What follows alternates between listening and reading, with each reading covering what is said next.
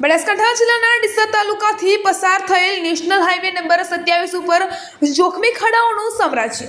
ડીસાથી Bhildi highway ઉપર અનેક મસમોટા ખાડાઓથી વાહન ચાલકો પરેશાન છે। ભીલડી નજીક આવેલ એચવી વલાણી હાઈસ્કૂલની સામે આવેલ હાઈવે ઉપર જોખમી ખાડાઓથી મોટા અકસ્માત સર્જાય તેવી સ્થિતિ જોવા મળી રહી છે।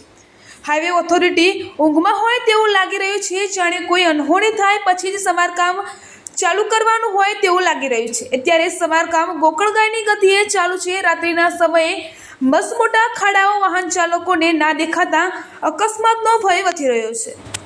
આ વાહન ચાલકો દ્વારા બધી જ પ્રકારના ટેક્સ ચૂકવવામાં આવતા હોય છે, છતાં વાહન ચાલકોને હાલાકી ભોગવવાનો વારો આવ્યો છે। મોટા ખાડાઓથી વાહનોને પણ નુકસાન થાય છે।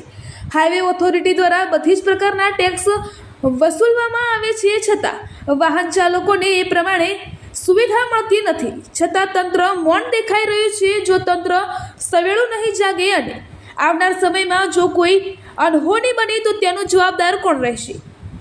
હાઈવે રોડ પરથી પસાર થતા વાહન ચાલકોમાં રોષ જોવા મળી રહ્યો છે, જેથી વાહન ચાલકોની માંગણી છે કે હાઈવે રોડ ઉપર પડેલા ખાડાઓને ઝડપથી સમારકામ કરવામાં આવે।